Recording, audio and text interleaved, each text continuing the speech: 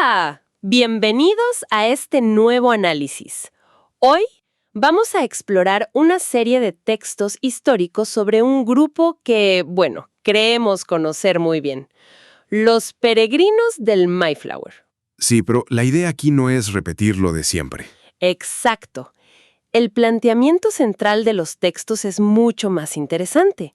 Lo importante de los peregrinos no es en qué se nos parecen, sino lo increíblemente extraños que deberían resultarnos. Totalmente. Si fueran como nosotros, no tendrían nada que enseñarnos. El objetivo es verlos como eran. Gente de un tiempo y un lugar, radicalmente diferentes. Y para eso hay que tener cuidado con un atajo mental que todos usamos, ¿no? La analogía. Justo a eso iba. Nuestro cerebro aprende comparando lo nuevo con lo que ya conoce. Y a veces eso nos lleva a errores garrafales. La famosa historia de Marco Polo en Sumatra. Esa misma, siglo XIII. Ve una bestia con un cuerno en la nariz. Nosotros hoy vemos la imagen y decimos, rinoceronte. Se acabó. Claro, no hay duda. Pero Marco Polo no tenía esa categoría en la cabeza. Lo más parecido que él conocía, por las leyendas, era el unicornio. Así que concluyó que había visto un unicornio. Aunque tuvo que admitir que era una versión bastante decepcionante, creo. Ah, sí. Dijo que eran bestias feas y que no se parecían en nada a los que describían las historias. Pero la moraleja es clave para lo que vamos a hacer hoy. Con los peregrinos corremos el mismo riesgo. Vemos cosas superficiales que nos resultan familiares. Exacto. Hablan una forma de inglés, son protestantes, vienen en un barco. Y nuestra mente grita, unicornio, son como nosotros. La misión de hoy es, digamos, ignorar al unicornio que inventamos y tratar de ver al rinoceronte real. Me encanta la analogía, pues empecemos a desempacar a ese rinoceronte. Arranquemos con lo más básico. Las cosas del día a día que ya nos muestran una brecha cultural enorme. El idioma, por ejemplo. El idioma. Aunque era inglés, los textos dejan claro que apenas los entenderíamos. La pronunciación era otra cosa. Y la ortografía, un caos. ¿Tienes algún ejemplo? Sí, claro. En los escritos de William Bradford, el gobernador, lees palabras como power en vez de poor, o such en vez de such. O fíjate en el nombre del hijo de uno de los líderes, William Brewster. Se llamaba Wrestling. Wrestling, como lucha libre. Exactamente. Suena rarísimo, pero era un nombre de virtud, como paciencia o caridad. Te leo una frase de Bradford tal cual. So many, therefore, as saw the evil of these things, they shook off this yoke of anti-Christian bondage. Es otro mundo. Y su comida también. Leí que el maíz, que para nosotros es un pilar del Día de Acción de Gracias, para ellos era comida para animales. Para cerdos, básicamente. Lo comían por pura necesidad. Y por otro lado, consideraban que los tomates eran venenosos. ¿En serio? ¿Y qué comían que nos sorprendería? Bueno, un cisne asado era un manjar. Y creían, fíjate qué curioso, que las batatas eran un potente afrodisíaco. Espera, ¿batatas como afrodisíaco? ¿De dónde sacaron eso? Es una de esas creencias de la época. Pero te muestra lo distinta que era su despensa. Y ni hablar de la bebida. Amaban la cerveza. Desconfiaban totalmente del agua. Bueno, eso tiene algo de lógica, ¿no? Tenía toda la lógica. En Leiden, Holanda, donde vivieron, los canales eran cloacas al aire libre. La cerveza, al ser hervida, era la opción más segura para no morir de disentería. Claro, todo tiene una razón de ser, aunque nos parezca extraño. Como su calendario. El Año Nuevo era el 25 de marzo y no celebraban ni Navidad ni Pascua. Eso sí que choca. Choca muchísimo hoy, pero para ellos era una cuestión de pureza teológica.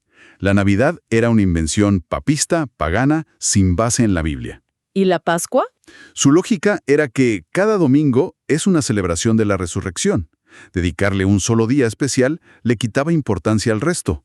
Era redundante. Es fascinante.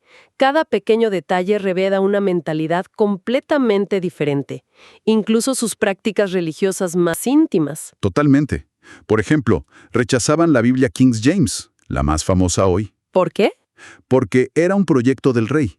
Ellos preferían la Biblia de Ginebra, de una generación anterior, porque las notas al margen criticaban el derecho divino de los reyes. Algo que al rey Jacobo, pues, no le hacía ninguna gracia. Rezaban con los ojos abiertos. Sí, mirando al cielo.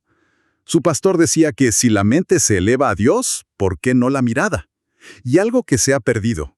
Hacían 2 oraciones en cada comida. Una antes, para pedir la bendición, y otra después, para dar las gracias. Pero de todas estas diferencias, la que más me impactó fue su visión del matrimonio. Lo veían como algo divino, pero insistían en que la ceremonia fuera civil, no religiosa. Parece una contradicción, ¿verdad?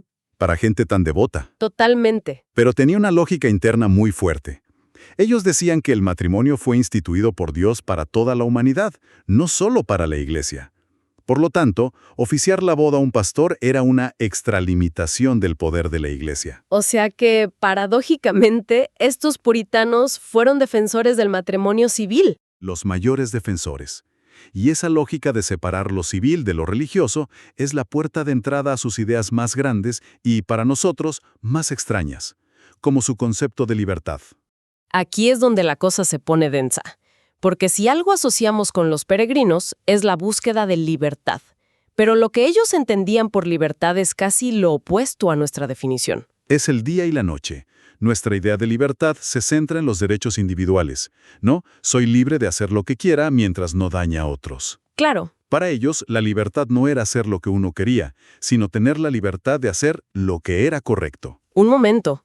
Libertad para hacer lo correcto. Eso choca con todo. ¿Y quién decidía qué era lo correcto? La comunidad, a través de una interpretación estricta de las Escrituras.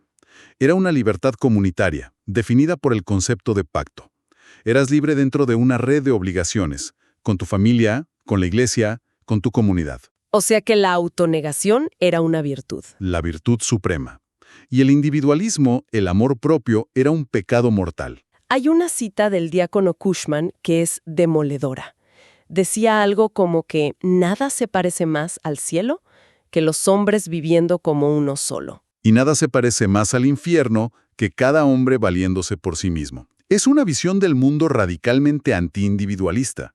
Veían la sociedad como un organismo, no como una suma de individuos. Y por eso los hombres solteros no podían vivir solos. Exacto.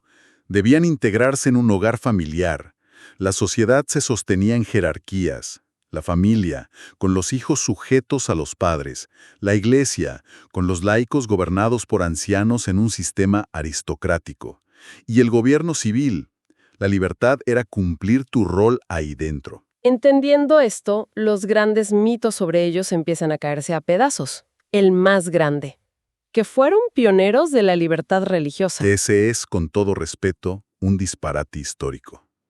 Su lucha no era por la libertad de conciencia para todos, era por su libertad para adorar a Dios de la única manera que ellos creían correcta. O sea, no era libertad de religión, sino libertad para su religión. ¿Y con las demás? Eran increíblemente intolerantes, castigaban a quien no iba a la iglesia, multaban por blasfemar. A los Quakers, por ejemplo, los desterraron por sus creencias. ¿Y está la reacción a la propuesta de tolerancia religiosa? Sí. Cuando se propuso una ley que permitiera a turcos, judíos, papistas, el gobernador Bradford y Edward Winslow se horrorizaron. Winslow escribió que si esa ley se aprobara, gente como él ya no podría vivir allí. O sea, de campeones de la diversidad religiosa, nada. Vale, pasemos al segundo mito. El pacto del Mayflower como el nacimiento de la democracia estadounidense. Otro mito que se ha inflado muchísimo. A ver, el pacto fue una solución brillante, pero a un problema muy práctico. Que no era filosófico. Para nada.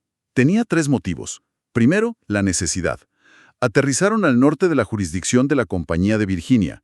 Legalmente estaban en tierra de nadie. Necesitaban un gobierno temporal para no caer en la anarquía. Y de hecho, el texto no habla del poder del pueblo. Empieza jurando lealtad al rey Jacobo. Ese era el segundo motivo. Cubrirse las espaldas. Decirle al rey, no somos rebeldes, seguimos siendo tus súbditos. Y el tercer motivo que Bradford admite sin rodeos fue el control social. Por los discursos descontentos y amotinados. Exacto. Los que no eran de su congregación, los extraños, empezaron a decir que en cuanto pisaran tierra usarían su propia libertad. Es decir, harían lo que les diera la gana. Y el pacto fue para frenar eso. Fue para obligar a todos a someterse a las leyes que la comunidad creara. Fue más un acto de autoridad que de democracia. Y un dato final. Para 1643, menos de la mitad de los hombres adultos de la colonia podían votar. Desmontado. Vamos al tercero. Campeones del capitalismo y la libre empresa. Se suele usar como prueba cuando abandonaron la agricultura comunal en 1623. Sí, y es verdad que Bradford escribió que dar a cada familia su parcela hizo que todas las manos fueran muy industriosas, pero el contexto que él mismo da es crucial. No lo celebró como un triunfo del individualismo. No, lo describió como una concesión a la debilidad humana, a ese amor propio que según él tienen todos los hombres. No era un ideal, era una solución pragmática para gente imperfecta. De hecho, su economía estaba llenísima de regulaciones. Totalmente antimercado libre. Prohibido exportar madera, permisos para vender comida afuera. Tenían leyes que fijaban el precio de los molineros, los salarios, hasta el precio de la cerveza. Y castigaban la especulación. Hay un caso de un colono multado por comprar grano a 4 chiles y revenderlo a 5 sin asumir ningún riesgo. Para ellos, eso era inmoral.